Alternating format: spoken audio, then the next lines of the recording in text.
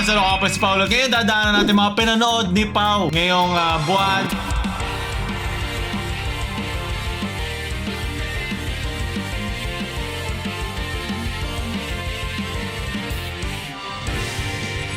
So ngayon hindi na ako maglalagay ng spoilers, okay? Nakita ko doon sa previous natin PNP na ayaw nyo masyado na may spoilers agad. So sige, i-chill ko lang ng onte. I-chill ko na yung pag-lore dump sa inyo. Mas i-share ko sa inyo yung na-feel ko throughout ng pinapanood ko. So kamakailan, ang pinanood ko ay yung A Knight of the Seven Kingdoms. Kung alam niyo yun yung iba-iba yung tipla nila ngayon sa A Knight of the Seven Kingdoms kasi mas comedy siya, mas funny. Ginawa siyang parang on the road at less about yung throne at less dun sa glory, dun sa dragons at more dun sa parang on the road style na parang college, coming of age style siya. Kasi sinusundan natin si Sir Dunk pero mas makikilala siya throughout sa buong universe ng Game of Thrones na si Sir Duncan Datol. So isa siyang hedge knight meaning broke siya kasi broke beta male pero nung panahon noon, pag nag-knight ka na isang knight, kahit sino naman pwede basta knight. So hindi lahat ng knights ay mayaman, hindi lahat ng knights ay prestigious. Iba doon na knight lang kasi may malapit na knight na binigyan sila ng ganong klaseng prestige. Kasi sa simula pa lang, puro comedy na agad yung mapavibe nyo. At maraming mga nais doon kasi kala nila tulad doon sa House of the Dragon at doon sa Game of Thrones, sa seryoso, politics. Ito parang naglalaro ng isang medieval game na nandoon ka sa panahon na yun. So isipin mo Kingdom Come Deliverance pero nanonood ka. So mas ganun siya, maraming parang walang kapupuntahan, maraming real world applications, maraming real world na gagawin sa mundo na ito na parang hindi naman kaapektuhan yung buong kingdom o yung buong universe niya. Ganun siya. At okay din siya para sa akin kasi parang siyang breath of fresh air sa usual na seryoso. I have my honor. Itong honor ko para hindi siya gano'n. Mas realistic siya para mabuhay ka sa panahon na yon. Ano mga debuff ang meron ka kung masyado kang meron dignity. Ano mga roles ang pinapatong mo sa sarili mo for the sake of your honor. May makikita mo din yung mga taong nagpo-flourish kasi nilalaro nila yung game in a micro level. Kasi nakikita sa Game of Thrones macro level. Mga parang battle realms, armies, buong kingdoms na agad. Nakikita mo agad yung best of the best, yung mga hari na nagde-decide, yung kanilang mga prime ministers at mga council. Ito nakikita mo lang yung mga common folk na nabubuhay lang sa pang-araw-araw at titignan ko anong mangyayaring kakaiba sa buhay nila.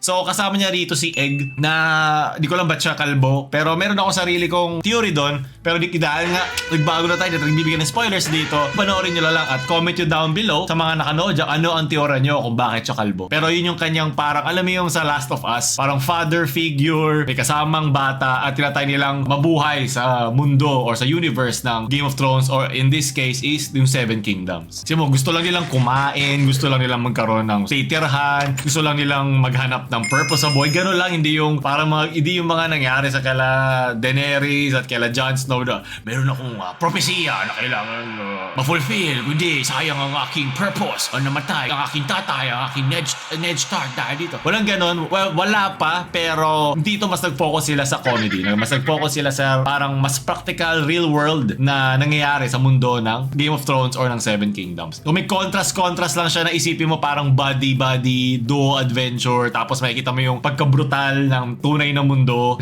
na ito yung kailangan mo galawan. Minsan iniisip natin, ano kaya buhay natin kung nabuhay tayo nung 1900s, nung 1800s, diba? Hindi ka magiging bida, baka namatay ka dun sa plague or na, naturo ka bilang witch at napatay ka. Ito yun. Ito yung pagdadaanan mo. Ito yung realidad ng mundong yun. So right now, bibigyan ko siya ng 7 out over 10 kasi simula pa lang naman eh. Pero excited ako na madagdagan pa to. Kaya i-like nyo lang yung video kasi baka daanan ko na rin yung finale ng mga pinapanood natin ngayon para meron naman tayong continuity. Kung gusto nyo, like nyo yung video na ito para mas ganahan pa ako. Sunod naman na pinanood ko ang Jujutsu Kaisen.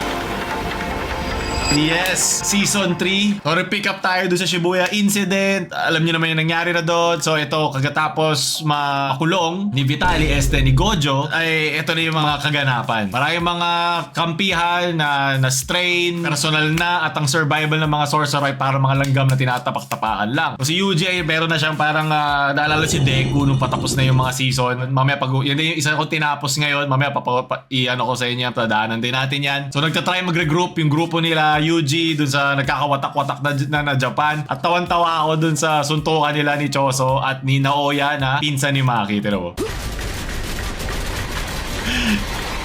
Yan o. Nag-aura farm pa siya ng moment na yun. So, nakakatawa lang. Kaya, wala spoiler. Ba't tinalo ko lang, pinakita ko lang si Yoti action. May nakakatawa yung mangyayari dyan sa dulo ng episode na yan. Pero, maraming mga parang nagte-theorize kung bakit siya ganon kay Maki at kay Mai at kung anong ginawa niya sa twins na yun. Iba sinasabi, baka may SA allegation sa kanya o talagang misogynistic lang siya. Pero kupal talaga siya. Alam mo yun, pwede ka naman maging malakas at cool pero kupal ka pa din eh. So, ang sabi sa akin dito, yung sa manga, kasi hindi ko binasa yung manga nito, sinasabi lang sa akin ng mga friends ko na hindi daw nangyari yun dun sa manga. Talagang ina-animate nila yung pag-aura farm sa kanya. So, yeah, ang ayoko lang sa nangyari dito sa first few episodes na to, yung The Calling Game, sobrang laking info dump niya sa akin na kung hindi ka naman nagbasa ng manga, ang dami mong kailangan i-keep up. At pag pinanood mo yung video, ay pinanood mo yung series kayo, makikita mo na sobrang kinailangan nilang hindi gawing boring. Parang na-feel ko yung mga, alam mo yung mga lecturer, mga professor niya na naglalagay ng memes or naglalagay ng mga analogies or mga images para hindi sobrang boring nung kailangan mo sundan. Pero ano naman siya, necessary naman siya kasi puro action naman na yung mangyayari after, no? Pero kailangan mo talaga i-grind yung info overload yap session na gagawin doon ng mga karakter. Okay lang, kung yun yung paraan para mapakawalan si Gojo, then okay lang. Si Naoya, nakatawa feeling niya siya yung second Gojo, pero hindi. Siya yung second lang na Naobito. Ayun, magkakaroon din ng onting glaze kay Maki, ating short-haired chinita, macho girlfriend. Yeah, okay naman. Excited naman ako sa kanya. Na-miss ko yung animation niya. Ganda kasi naalala ko yung sa Freyren, sobrang chill eh. Nung lumabas yung yung first 4 episodes nito, pinanood namin siya, tapos lumabas yung second episode ng Freyren. Inuna ko muna panoorin yun, yung action na to, yung sobrang sarap na animation. Lalo yung the way na in-animate nila yung yung projection, projection na technique niya, yung curse technique niya na Oya, ang ganda. Bagay na bagay doon sa kanyang paraan ng paglaban. So, sa Jujutsu Kaisen dahil hindi pa siya tapos, i-rate ko lang yung first 4 episodes na lobas ngayong season. So, bigyan ko siya ng mga 8, mga 6/10 lang. Binuhat lang siya ni Maki. Pero medyo nabore ako dun sa pa-explain ng Calling Game na parang ginawa sila Alice in Borderland. Parang binato sila sa isang game. Okay, bawal ka humindi. May kakaroon kayo ng points and kailangan mo gawin. So, sobrang lang, medyo rush siya sa akin. Pero dahil lang naman sa inyong first few episodes nung series. So, naiintindihan ko naman. Bigyan ko din ng 7 pala. Bigyan ko rin siya ng 7 kasi andun naman si Maki Mami. Nung lumabas yung second episode ng Freyren, sobrang parang chill, gano'n. Ayoko na rin sabi i-glaze ulit yung Freyren kasi na-recommend ko na siya before. So, iiwasan ko na yung movie kasi hindi ko pa alam paano ko pag gagawin tong mga series na pinag-uusapan natin. Pag-uusapan ko na ba yung simula and then dulo kung gusto ko yung naging ending niya, yung finale niya, or balikan ko yung mga series na napanood ko na before kasi ginawa ko rin yung sa Breaking Bad. So, marami pa mga gano'n. Dito, Breaking Bad ba yun? Hindi pala. Hindi pa pala. Hindi ko pa pala yung sa Breaking Bad. Pero sa ibang episode na lang yun ng PNP. Kaya like yun, i-BJ, comment yun pa yung mga gusto nyo i-review ko. Daan na mali nyo napanood ko na pala. Di ko lang siya nayayap pa. So, na-enjoy ako dito kasi ito yung mga bagay na mahilig talaga ako na mag-share sa mga pinapanood ko. Kasi, wala lang. Nalalabas wala yung excitement mo sa kanya na share sa mga taong tulad nyo, diba? So, sunod naman ito yan, hapyawan ko na, My Hero Academia. Pucha, sobrang tagal. Sobrang tagal ko yun na parang dinelay kasi parang na-burnout kami doon sa parts na nare-realize na niya na hindi lang black and white na pagiging isang hero. Ang naalala kong feeling doon nung kay Pain, kay Naruto na pwedeng magi ako ikaw kung nagkataon lang. So, itong kay My Hero Academia, itong final, as a whole ko na siya ikukwento Gustong gusto ko. Sobrang daming parts doon na talagang naramdaman ko yung emosyon ko. Kung hindi man ako naiyak, nainis ako, o kung hindi ako nainis, natuwa ako. Kasi ang galing nila gumawa ng mga usapan o ng mga plot points na may pakialam ka. Alam mo yun, na parang hindi minadali ni Kohei Horikoshi yung paggawa ng mga karakter na yun. Kasi lahat sila may something. Lalo na nung ending na nagtutulungan na sila, lahat sila may something. Hindi yung parang alam mo yun, ang dami mga side characters na parang i-introduce and then mawawala. Yes, kino-call out kita, Naruto. Kahit ikaw ang top 1 ko, may mga ganun talaga. At ang gusto ko sa kanya, pinili lang niya yung kanyang karakter. Tapos yung mga karakter na ginawa niya, mga heroes na ito, sinigurado niya may kanya-kanyang ending, may kanya-kanyang tapos. Hindi lang siya bato ng bagong karakter for convenience sake, tapos itatapon na kasi nagamit na siya. Talagang pinasok sila, ginamit, nagkaroon ng callback, nagkaroon ng reciprocation ng pagtulong ni Deku sa kanila, at bumalik kay Deku, nakatulong sa kanya para matapos niya. So, My Hero Academia, ngayon pwede ko ito iskora ng kompleto kasi natapos ko na, bigyan ko siya ng 10/10. Ang ganda. Tapos animation, pacing, callback ng mga characters, paano nila dinisect yung emosyon na nararamdaman ng bawat isa na hindi cringe. Yun yung hirap na hirap ako sa One Piece eh.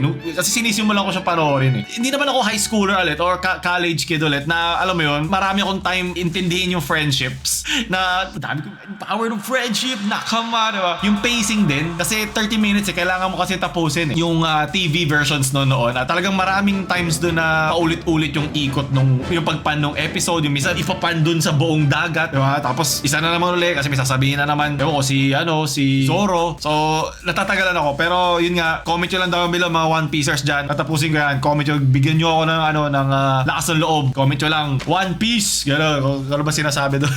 Comment nyo lang doon, mapanoorin ko din yan sa free time ko. Okay, ending sa akin, marami na inis sa ending na hindi na satisfy yung romance need ng mga ibang watchers dahil syempre alam nyo naman yung pagitan ni Deku at ni Uraraka, pero nasa manga naman yun eh, mas pinakita naman doon eh. Pero dito yung mismo mga animation, ayaw na nilang idampen yung naramdaman na parang glory, friendship, good karma na bumalik kay Deku, kaya niya nagawa yon. Ayaw na nilang dagdagan pa, as in nag-focus talaga sila lahat doon, sila bilang mga hero, as in yung pinaka meaning ng pagiging isang hero. Kasi alam mo yun, kala ko bibigyan nila ng Tanjiro treatment yung sa Demon Slayer, na i-obsess lang niya yung kalaban, yung big bad hanggang doon. Hindi, minsan meron talaga mga kalaban na kahit nabigyan sila ng ganong klaseng circumstances sa buhay, irredeemable na sila. Kinakailangan nilang mamatay. Pwede natin i-acknowledge na hindi nila kasalanan na naging masama sila, pero pinili nila maging masama kahit na-experience nila yun. Kasi merong isang scene doon na, wala pa rin itong spoiler kayo magalala, na sinet up nila ang isa pang scene na parang yung backstory nung main antagonist. Pero hindi siya naging ganon kasi yung mga tao sa paligid niya nandoon para sa kanya. So parang pinakita rito na yung mga heroes is hindi sila Deku, hindi sila Bakugo, hindi sila Momo, pero yung mga tao sa paligid natin, lahat tayo pwede maging hero. At yun yung gustong kong mensahe na binigay nila. At hindi lang ginawa yan sa isang sukot o cringe na way. Hindi yung parang hindi siya yapathon eh. Mafe-feel mo doon sa kanilang voice acting po siya. Men, shoutout sa mga voice actors. Ang gagaling nila. Kasi nararamdaman ko talagang immerse sila doon sa sinasabi nila. Kasi napakadali maging cringe yung mga sinasabi to. Pero dahil sa mga galing ng mga voice actors sa My Hero Academia, ang hirap hindi ma-attach sa kanila eh. Kaya yun yung gustong gusto ko sa kanila. Lalo na, syempre tayo, mga trentahin na, minsan mararamdaman mo na, gano'n naman tayo, friendship namin. Hindi, na mafe-feel mo naman na deserve nila yun eh. Deserve nila makuha yung kung ano yung nakuha nila eh. So, yeah, hindi ko tatanggalin yung 10/10 ng My Hero Academia. Kung pwede ko lang kalimutan ulit lahat yun at panoorin ko siya ulit. Sa top of the top ko ang My Hero Academia. At buti na lang tinapos namin kasi nung pinaparto namin, sunod-sunod na pala yung action nun. Sunod-sunod na kasi yun na yung part na na marami ng kalaban ulit. Marami na ulit kailangan balikan. Bumalik na ulit yung mga villains dahil sa kanilang mga kani-kanilang mga storya. At rin, gusto ko din doon yung nangyari kay doon sa isang hero doon na regarding sa pamilya niya. Yun yung maganda yun. Very realistic, very practical. O nga naman, di ba? Bakit kailangan lahat may super good ending? Iba, deserve mo lang talaga maging punishment sa iyo. So yun yung gusto ko doon. So yeah, sabihin nyo lang sa akin kung anong naramdaman nyo sa mga nirecommend ko. Kung napanood nyo na, papanoorin nyo pa lang, balikan nyo to, i-share nyo lang. Binabasa ko yung mga comments nyo sa akin. At nagpapasalamat ako ng daming mga ganitong magagandang series para makalimutan ko yung animation din ng One Punch Man. Ako ulit si Paulol. Ito aking mga pinanood ni Pau. Number 3 or 4. Paulol na mamaalam.